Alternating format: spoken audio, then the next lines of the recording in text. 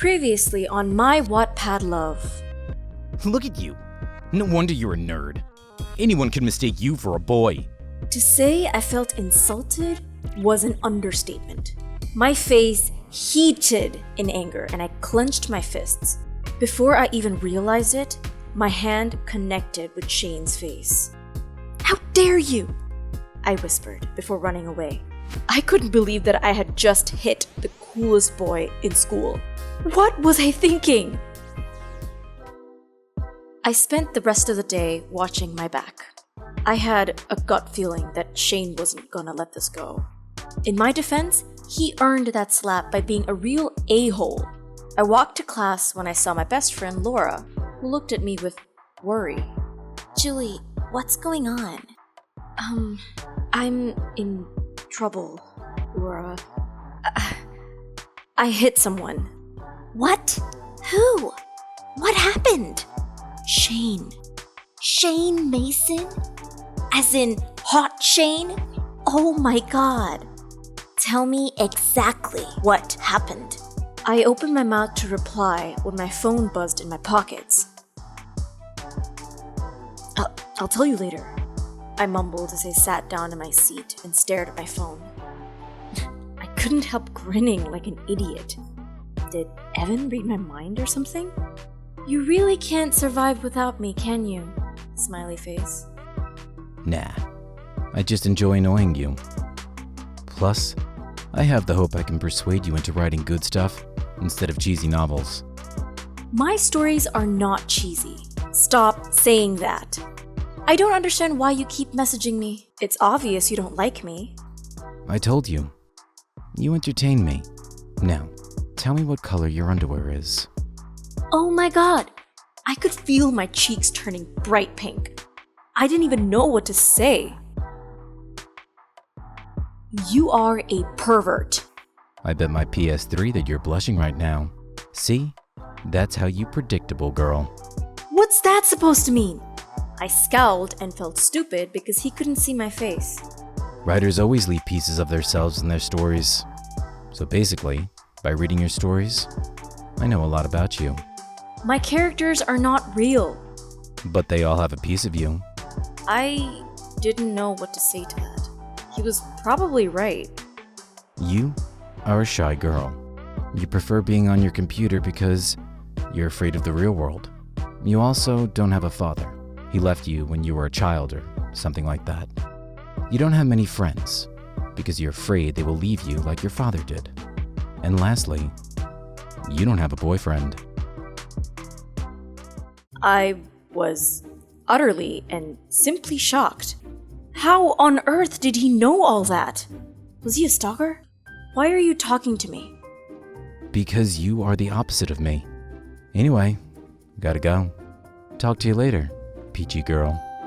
For some reason, I felt lonely after I was done talking to Evan. It still surprised me how much he seemed to know about me. Not even Jason or Laura knew that much about me. I mean, they didn't even know how scared I was of the real world. They didn't know I was hiding behind my shell to protect myself. Yeah, I really hoped I don't run into Shane again. I was going to be okay. Just 2 more hours and then I'd be safe at home. After the torment that was gymnastics, I was finally heading out of school. Mom had texted me saying she was going to be a little late, so I was doomed to wait for her out in the cold.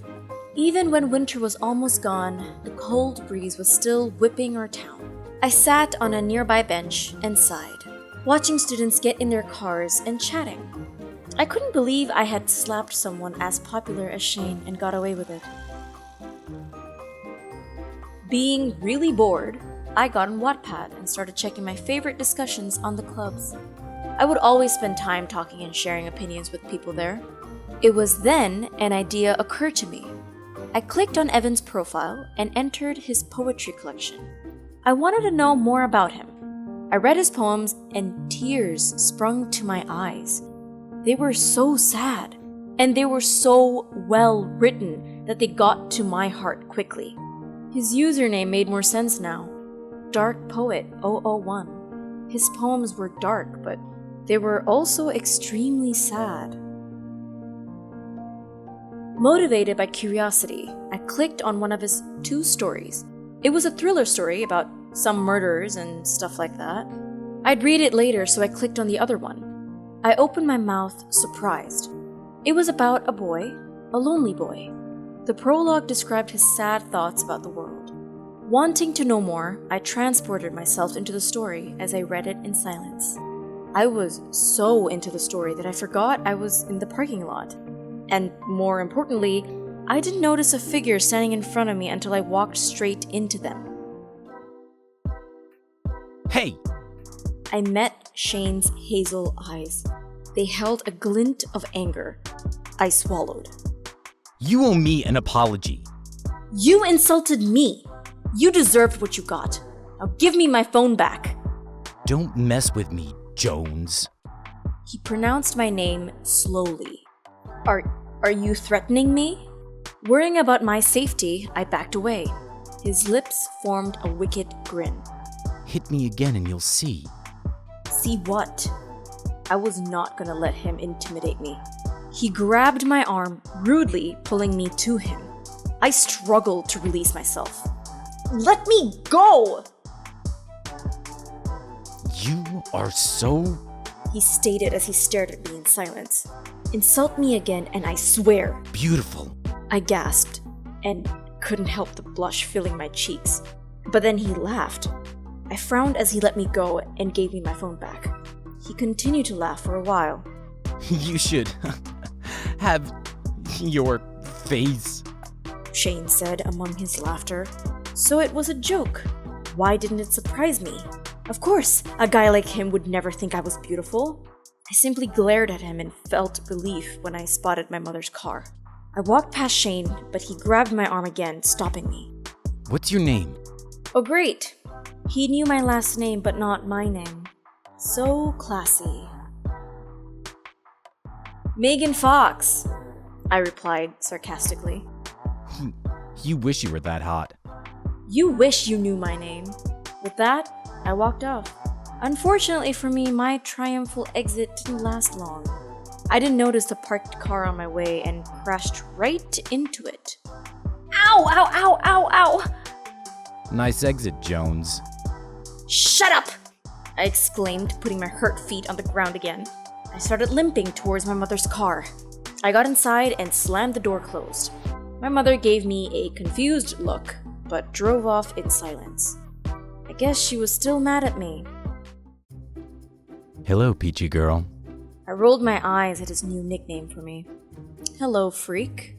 I had a dream about you. Really? I asked in disbelief. Why was he being so nice? Maybe he was tired of being a jerk. My assumptions could not have been more wrong. Yeah, but it was not a nice dream.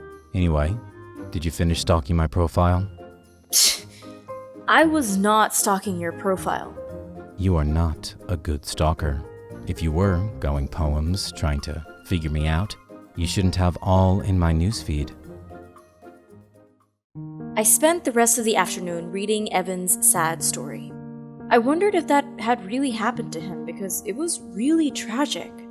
According to his story, his girlfriend had chosen his best friend over him. How could she do that? Why did I care so much anyway?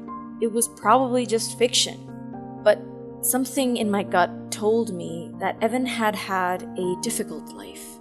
I was lying on my back, my laptop was resting on my belly.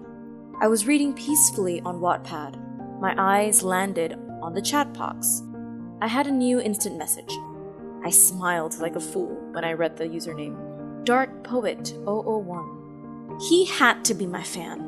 Otherwise, there was no way he kept appearing in my chat box. Damn! I cussed out loud.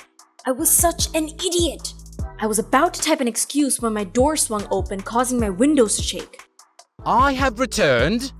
Jason exclaimed, pretending a British accent. He walked inside my room like he owned the place. I stared at him in silence. He looked rejuvenated and radiant. I guess he'd had a wild night. I narrowed my eyes at him. You have a sign on your forehead that says, I had sex all night. I had indeed. I rolled my eyes. Stop it with the accent. It doesn't suit you. Someone's cranky. But do not worry, milady. I am here to brighten your day. I am angry.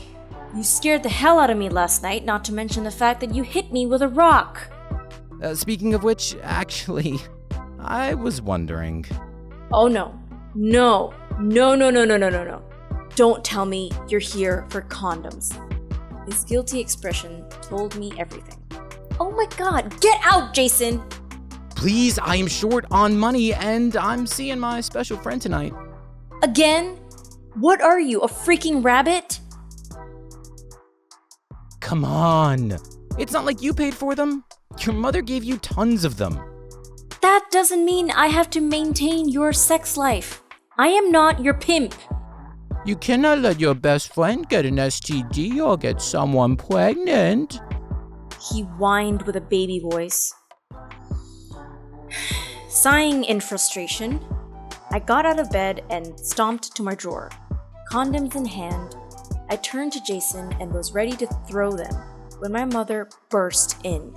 She looked at Jason, who was lying shirtless on my bed, and then at me. Julie Ann Jones, can you explain to me what the hell is going on? She placed her hands on her hips. Oh no, I was in major trouble.